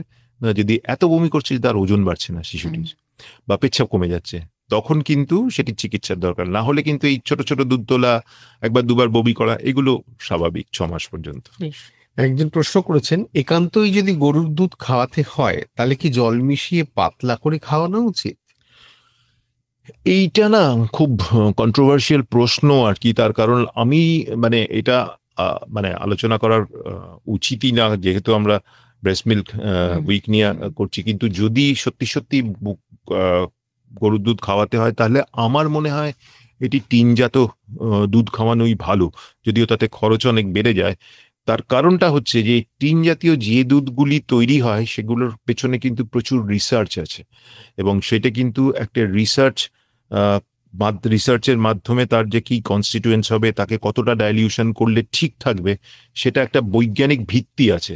এটা কিন্তু আন্দাজ মতো করা যাবে না। সেই বৈজ্ঞানিক ভিত্তির ওপরে মানে ইয়ে করেই কিন্তু এই টিনজাত গরুর দুধগুলো তৈরি হয়। তো খাওয়াতে হলে ওই দুধটি খাওয়ানোই ভালো। কারণ আপনি যদি গরুর দুধকে ডাইলিউট করতে শুরু করি, কতটা ডাইলিউট করতে হবে, কত বয়সে করতে হবে, কত ওজনের বাচ্চাকে করতে হবে এবং ডাইলিউট করলে কতটা যে তার নিউট্রিয়েন্ট ভ্যালু কমে যাবে, নিউট্রিশনাল ভ্যালু কমে যাবে, এইটা বোঝা খুব মুশকিল। এটা আপনি পারবো না। ডাবল টোন্ড দুধ বা এই সমস্ত ডাবল টোন্ডের তো প্রশ্নই নেই, ডাবল টোন্ডের প্রশ্নই নেই। তার কারণ ডাবল টোন্ড বাচ্চাদের দেওয়াও উচিত না, কারণ ওটা বুড়োদের জন্য যেখানে ক্যালোরি কম।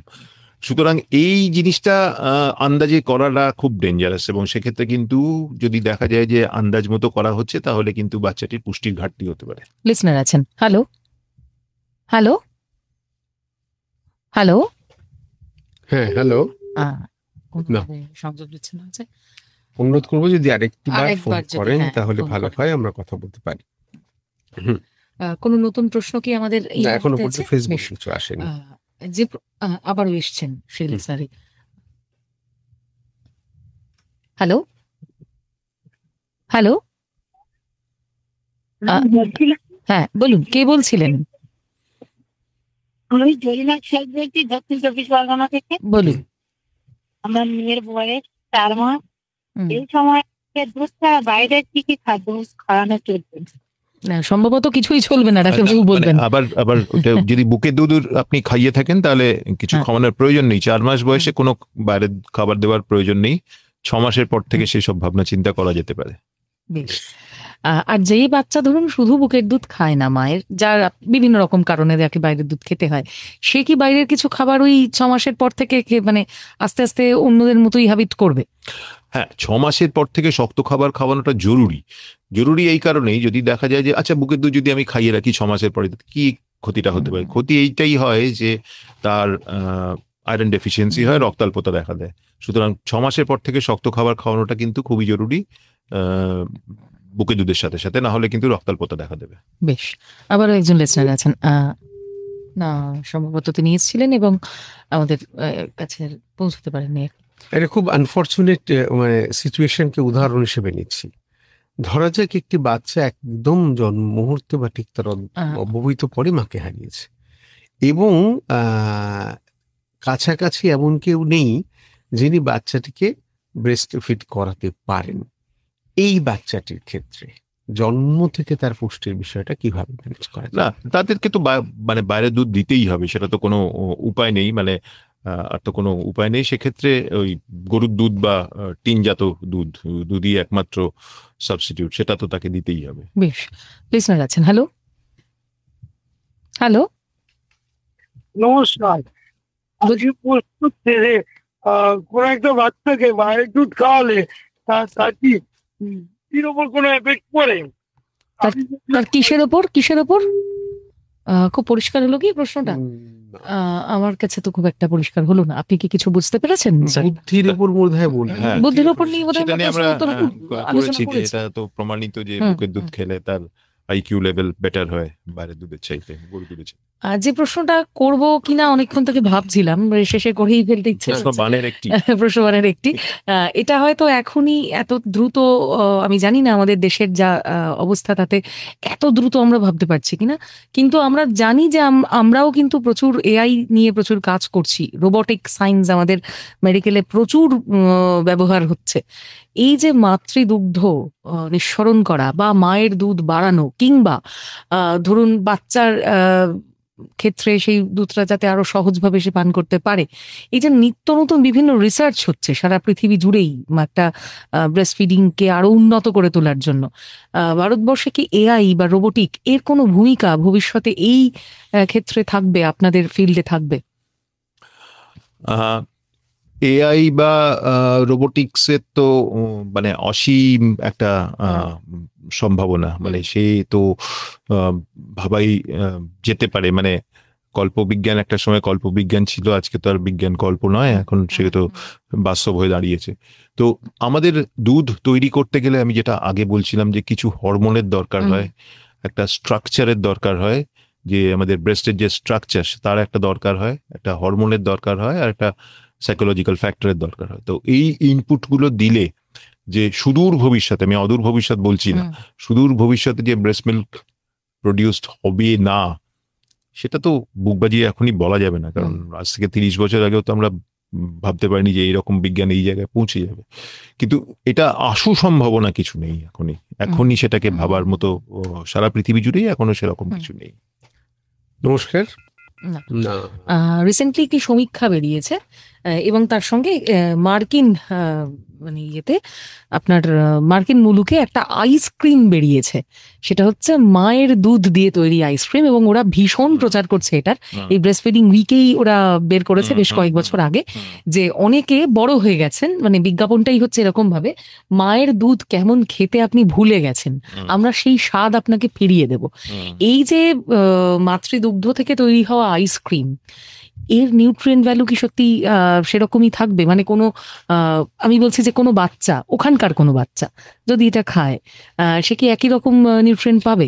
এখানে এই আইসক্রিমটা খাচ্ছে কে, সেটা হচ্ছে প্রথম কথা, যে সে নিশ্চয়ই একটু বড় বাচ্চারাই খাবে। এবারে কথা হচ্ছে যে যেই মুহূর্তে আপনি স্বাদের কথা বললেন, স্বাদের দিক থেকে কিন্তু ব্রেস্ট মিল্কের স্বাদ খুব ভালো নয়, এবং যার জন্য কি হয়, অনেক কন্ট্রোভার্সি হয় যে এই যে টিনজাত দুধগুলো দেওয়া হচ্ছে তাতে মিষ্টির পরিমাণ বা কার্বোহাইড্রেটের পরিমাণ বাড়িয়ে সেটাকে আরো বেশি স্বাদিষ্ট করে তোলা হচ্ছে বা স্বাদু করে তোলা হচ্ছে, সেই জন্য বাচ্চাদের অ্যাকসেপ্টেন্স বেড়ে যাচ্ছে। এবারে মায়ের দুধ দিয়ে যে আইসক্রিমটা তৈরি করা হলো সেটা তো বেসিক্যালি আইসক্রিম, তাতে তো একটুখানি স্বাদ করতে হবে, তাকে তো একটুখানি মিষ্টি দিতে হবে, তাতে তো একটুখানি রং দিতে হবে, গন্ধ দিতে হবে, তো এসেন্স দিতে হবে। তো সেটা দিলে তো আর মায়ের দুধ গরুর দুধ সবই তো একাকার হয়ে গেল, তাহলে তো আর সে তো, কিন্তু এটা ভাবনার মধ্যে একটা চমক আছে। হ্যাঁ ডেফিনেটলি, নিশ্চয়ই। বাংলাদেশের দেবীগঞ্জ থেকে দীপক চক্রবর্তী, বিথিরানী চক্রবর্তী প্রশ্ন করছেন, বাড়ির খাবার হাড়ির খাবার আমরা শিশুকে দেব, কিন্তু যদি শিশু দুধ বারবার খেতে চায় তাহলে বারবার দুধ খাওয়া কি ঠিক হবে? না, ঠিক হবে না, একদমই না। ওই যে বললাম যে একটা জায়গায় গিয়ে একটা ট্রেনিং এর ব্যাপার, মানে আমি একটু বলি যে এই যে শক্ত খাবারটি শুরু করা হয় না, 6 মাস ধরে তো শিশুটি বুকের দুধ খেয়ে খেয়ে অভ্যেস হয়ে গেছে। এবার যেই মুহূর্তে আপনি তাকে নতুন খাবার একটা দিলেন, সেটা তার কাছে একদমই নতুন, সে চেষ্টা করে সেই নতুন খাবারটি জিভ দিয়ে ঠেলে বার করে দিতে, এবং অনেক বাবা মা সেটাকে ইন্টারপ্রিট করেন যে খাবার রিফিউজ করছে না, তা নয়, নতুন খাবারে অভ্যেস করা, এই যে উইনিং ব্যাপারটা, নতুন খাবারে অভ্যেস করাটার প্রক্রিয়াটা কিন্তু আবার 2-3 সপ্তাহ, যে ওই টেক্সচার, ওই যে সেদ্ধ খাবার, ওই যে স্বাদের খাবার, ওইটাকে অভ্যেস করাতে 2-3 সপ্তাহ লাগবে। সুতরাং এই খাবারটা কিন্তু দিতে হবে। মানে আচ্ছা, বাবা মারা বেশি অনেকে করেন কি, খেতে চাইছে না, ঠিক আছে দুধ খাইয়ে দাও, এইটা হলে কিন্তু হবে না। মানে না যদি খায় একটু ওয়েট করতে হবে, বা পরবর্তীকালে যখন আবার খিদে কাঁদবে আবার ওই খাবারটা দিতে হবে, এই করে আস্তে আস্তে আস্তে আস্তে অভ্যেস হবে। কিন্তু যদি ক্রমাগত দুধ খাইয়ে যাওয়া হয় তাহলে দুধেরই অভ্যেস হতে থাকবে, সেক্ষেত্রে কিন্তু শিশুটির আয়রন ডেফিসিয়েন্সি, অ্যানিমিয়া একটা হওয়ার সম্ভাবনা। বন্ধু আছেন ফোনে, হ্যালো। শিশুদের চিকিৎসা করার চেয়ে কঠিন নাকি শিশুর মা বাবার বোধ তৈরি করা। এটা আপনারা অনেকেই বলে থাকেন যে বাচ্চাকে সামলানো যায়, বাচ্চার বাবা মায়ের সাইকোলজি সামলানো যায় না, ঠাকুমা ঠাকুরদারও আরো করা যায়, আরো কঠিন। হ্যাঁ, তো সেক্ষেত্রে এই যে আপনি বললেন না যে একটু অপেক্ষা করে রাখা, মানে খুব ভালোভাবে বললেন। আপনারা অনেকেই বলেন যে ফেলে রাখুন, কাঁদছে কাঁদুক, ঠিক খিদে পেলে খাবে, এই যে একটা কনসেপ্ট পুরোনো দিনের, আপনারা যারা ওল্ড স্কুলকে বিশ্বাস করেন এখনো সেই ধারা রয়েছে। এই যে প্রসেসটা, এই প্রসেসে সত্যি বাচ্চা একটা সময় হ্যাবিচুয়েটেড হয়ে যায়, সে নতুন খাবার খায়। এই যে ট্রেনিংটা, এটা কোথাও গিয়ে মা বাবার একটা সাইকোলজি তৈরি করে দেয় যে বাচ্চা যেটা চাইছে সঙ্গে সঙ্গে তাকে সেটা না দেওয়া। এটা তো বাচ্চার আপব্রিঙ্গিং এর ক্ষেত্রেও বোধহয় খুব ফলপ্রসূ হয়। একদমই তাই। এবং ওই যেটা বলছিলাম যে 2 বছর পরে, 2 বছর বয়সের পরে গিয়ে বুকের দুধটাও আস্তে আস্তে কমিয়ে দেওয়া, এইখানে একটা জায়গায় গিয়ে নতুন জিনিস যাই করুন সেখানে একটা প্রাথমিক ধাক্কা আসবে বা প্রাথমিক একটা বাধা আসবে, সেই বাধাটাকে যদি বুঝে নিয়ে অতিক্রম করা যায় তাহলে খুব সমস্যা হয় না। একজন ফোনে আছেন সম্ভবত, দেখা যাক। হ্যালো।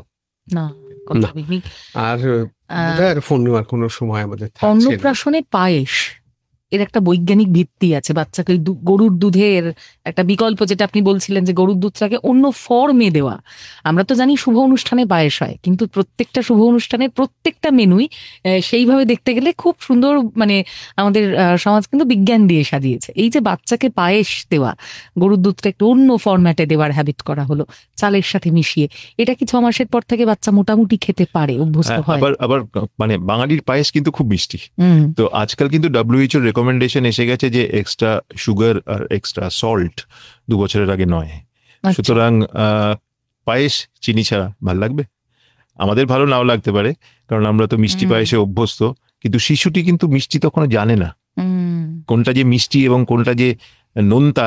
তাকে যতক্ষণ নুন আর চিনি না দেওয়া হচ্ছে সে কিন্তু সেই ব্যাপারটা জানে না। সুতরাং আমাদের কাছে সেটা মিষ্টি পায়েস, কিন্তু যদি চিনি ছাড়া পায়েস দেওয়া যায় সেটা তো অ্যাকসেপ্টেবল। বেশ, ঘড়ির কাঁটা বলছে জাস্ট মিনিট খানিক আপনাকে আমরা স্টুডিওতে পাবো। আজকের এই বিশেষ দিনে আমাদের সমস্ত দর্শক শ্রোতা বন্ধুর জন্য, মনীষা আমার জন্য তো বটে, আপনার টেক অ্যাওয়ে মেসেজ কি? যেটা প্রথমে বলছিলাম যে জন্মের পরে 72 ঘন্টা মা আনন্দে থাকুন। তিনি ডেলিভারি করেছেন, তার ডেলিভারি হয়েছে, তার একটা শারীরিক প্রতিবন্ধকতাই বলবো বা যন্ত্রণা বা যাই বলুন সেটা একটা রয়েছে, সেটা অতিক্রম করে বুকের দুধ খাওয়ানোর যে আনন্দ, যে বন্ডেজটা তৈরি হবে কোলে নিয়ে আপনি বুকের দুধ খাওয়ালে, সেইটার কথা ভাবুন এবং সেইটা আপনি নিজেকে মোটিভেট করুন সেইভাবে, তাহলে দেখবেন এই প্রথম 72 থেকে 96 ঘন্টায় যদি আপনি শিশুটিকে বুকের দুধে অভ্যস্ত করে ফেলতে পারেন, তাহলে তার চাইতে আনন্দের আর কিচ্ছু নেই ভবিষ্যৎ জীবনে। মানে শিশুটির স্বাস্থ্যর জন্য সেটা একটা প্রায় মাস্ট। স্বাস্থ্য, বুদ্ধি, ইমিউনিটি সবকিছুর জন্য।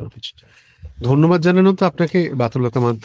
আবার কোনোদিন আপনার মাধ্যমে স্টুডিওতে আমরা চাইবো। ভালো থাকুন আপনিও, ভালো থাকুক সব শিশুরা, আমাদের এটাই কাম্য। আজকের আরোগ্য থেকে বিদায় নিচ্ছি। আমরা দুজন ফিরে আসছি রাত 11:10 সঙ্গে থাকুন।